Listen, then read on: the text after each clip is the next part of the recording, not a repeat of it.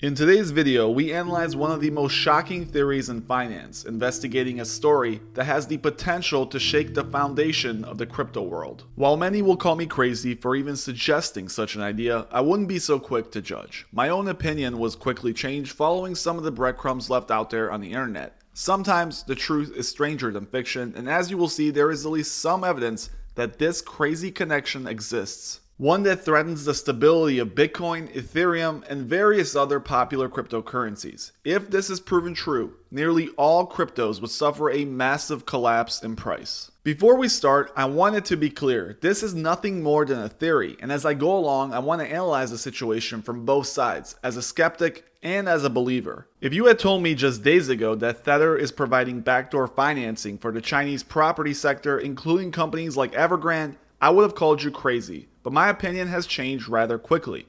Most of the information I'm about to summarize was provided by the Last Bear Standing, a Twitter account endorsed by Michael Burry for providing excellent coverage related to Chinese real estate. You can find the link to the account in the description below. By now, everyone in the crypto world has likely heard of Tether. If you don't know what it is, I would suggest watching this CoffeeZilla video explaining it. I can only quickly summarize it in this video, but essentially Tether is an unaudited offshore corporation that mints this stablecoin, also called Tether. This type of cryptocurrency is backed by an equivalent amount of traditional fiat currency. Basically, if you own one Tether, you can always exchange it in theory for $1. It should never fluctuate in price. It's used as a major source of liquidity for the crypto market, and it remains critical to exchanges around the world. If you look at Coinbase, BlockFi, or any other big exchange, you will see that once you have deposited your money, you can keep it stable by holding it in various stablecoins, one of which is usually Tether. The problem is that many people claim that Tether doesn't actually own an equivalent amount of dollars for each Tether they have created. Imagine a company with a printing press and no auditing to verify that for each coin they produce, there is an equivalent dollar to back it up. Now here's where things get very interesting and move into rumor territory. The theory goes like this. By now, everyone knows about Tether's questionable reserves, most notably is the fact that they claim 50% of their reserves are commercial paper. This means that they actually straight up admit to you that not every Tether is backed by an actual US dollar. Instead, about 50% or 31 billion is held in something they called investment grade commercial paper. Now, if you're like me and you have no idea what commercial paper even meant, read this Investopedia article about it. It's essentially short-term debt issued by companies which investors buy up and receive interest from. To help you visualize this, here's an example. Pretend you're a retail firm like Best Buy who's looking for short-term funding to finance some new inventory for an upcoming busy holiday season. The firm needs $10 million and it offers investors $10.1 million in face value of commercial paper in exchange for $10 million in cash. The retailer uses the cash to buy up the inventory, sells it for profits, and then pays the investors back their money plus 1% interest. The investor who gave the money holds onto this piece of paper that's basically an IOU. It's worth about 1% of $10 million. Investment grade just means that the company they are lending to is reputable and safe with a high chance of making the payment. Okay, no big deal. If they're lending to people who always pay back, this is basically a cash equivalent, right? Well, not so fast. I'm now going to show you just how suspect Tether really is. Deirdre Bosa interviewed the Tether CFO in July, who literally brought his lawyer live on air, and he confirmed a couple of things in regards to this commercial paper. Take a listen. So let's get into some of the details. Stuart just said that you guys are backed by reserves. You guys published a pie chart that showed less than 3% of that actually was US dollars. More than 50% of that is commercial paper. I know you guys have said that it's rated A2 or above. Can you give us any more details about what exactly that commercial paper is? So we don't disclose our commercial partners, so that is quite important. We want to, given our portfolio composition in commercial papers, we believe that is quite important to respect the privacy of the banking partners that we work with.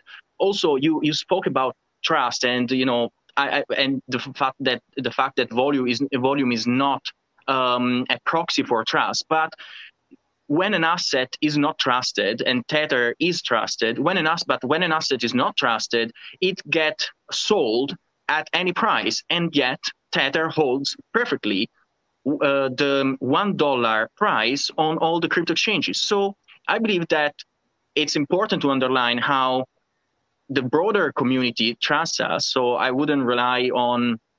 So there you have the CTO directly acknowledging two things. One is that the commercial paper is definitely real. He actually reveals its grade by saying it's AA rated, which gives us a clue as to the risk involved. And second, the CTO says he will not reveal the commercial paper partner or partners. Now, why would a company that supposedly invests into safe, reliable AA grade assets fail to reveal whose debt it's actually buying?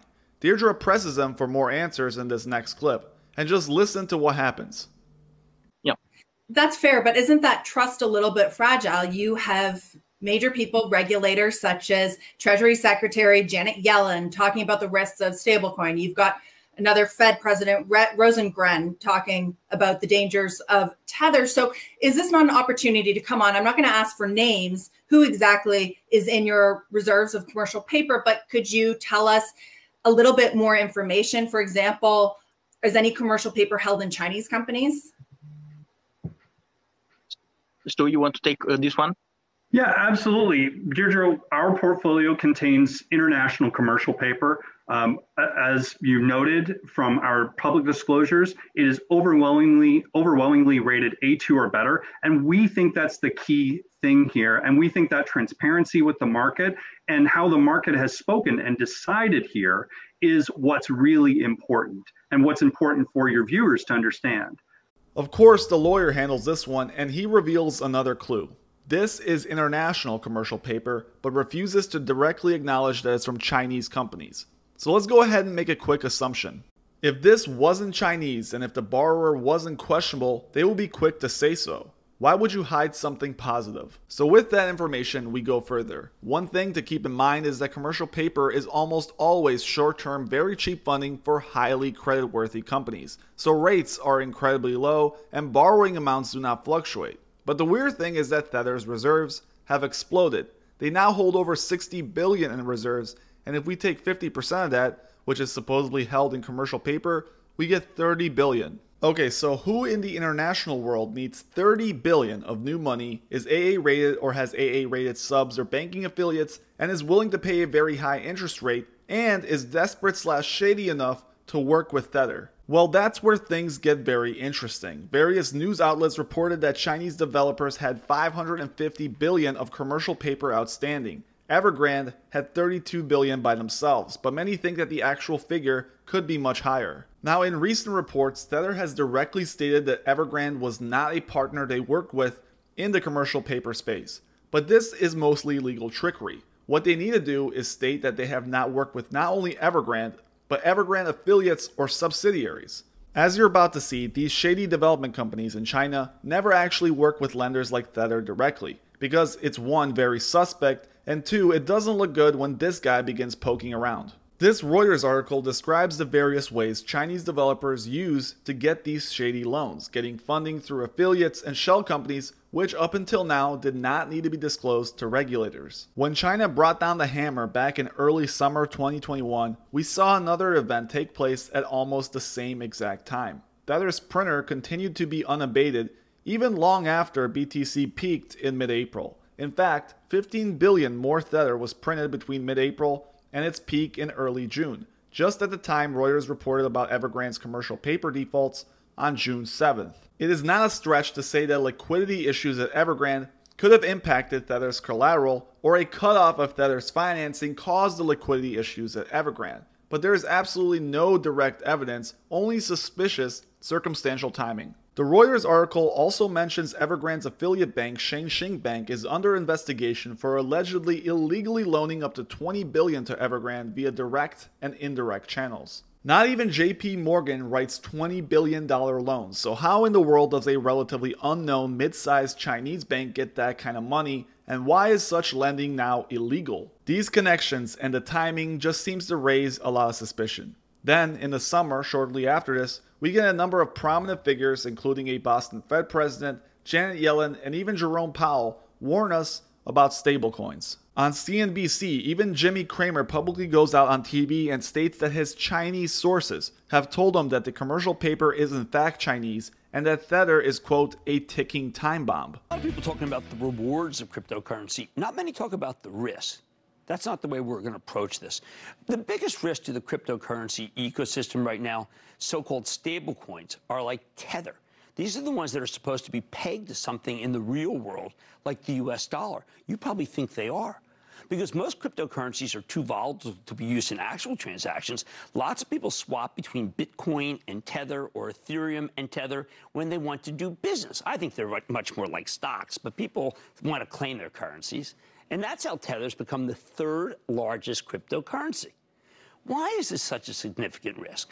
Because while Tether's ostensibly pegged to the dollar, it's not like it's sitting on a big pile of greenbacks. Instead, each of these stablecoins is backed by Tether's reserves, and unfortunately, we don't really know what those reserves are, except that they include a ton of commercial paper, short-term loans to unspecified companies in unspecified regions. That's why I raised a bunch of questions about this thing, because we need those answers. I think they have adopted an ill-advised strategy with little transparency. Since then, we've had a lot of developments in the space, but not many answers. Instead, in the last months, lots of important institutions and politicians have started looking into the risks from stablecoins, especially Tether, perhaps at our incessant prompting. I think that's fine, but it's also a step in the right direction. But not enough is being done to fix what many, including some of my Chinese sources, say is a ticking time bomb. That's a lot of smoke, but no smoking gun. 4 questions need to be answered before we can prove this to be true. Number 1, who in their right mind issues $30 billion in AA international commercial paper and is willing to pay anything in an environment where interest rates are extremely low? Number 2, why did the Tether printer stop in June at the same exact time when Evergrande's liquidity dried up? Number 3, why are numerous figures in fintech and regulators labeling Tether as a systematic risk? And finally, number 4, why is China now demanding commercial paper information? If we can answer all of those questions, we will have the smoking gun. But in my opinion, there is some truth to all this. There is just too many coincidences in one space for me to dismiss this as a loony conspiracy theory. It's possible that Tether is completely lying about their commercial paper position, or maybe they're even financing companies like Evergrande, but not Evergrande directly.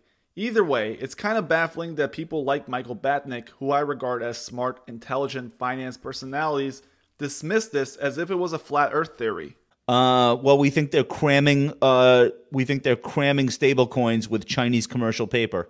That's the story. That's the story that's being told right now. Stop it. How much Evergrande is in Tether? Any? Do we know? Will we ever know? Stop. Nobody actually thinks that. Okay, good. I personally think that Tether will mark history as one of the biggest scams ever. This reminds me of Bernie Madoff's appearances in the media days before everything was revealed. Stop using the scam and be careful investing in cryptocurrency. Thank you guys for watching. As always, please make sure you hit that subscribe button if you enjoyed.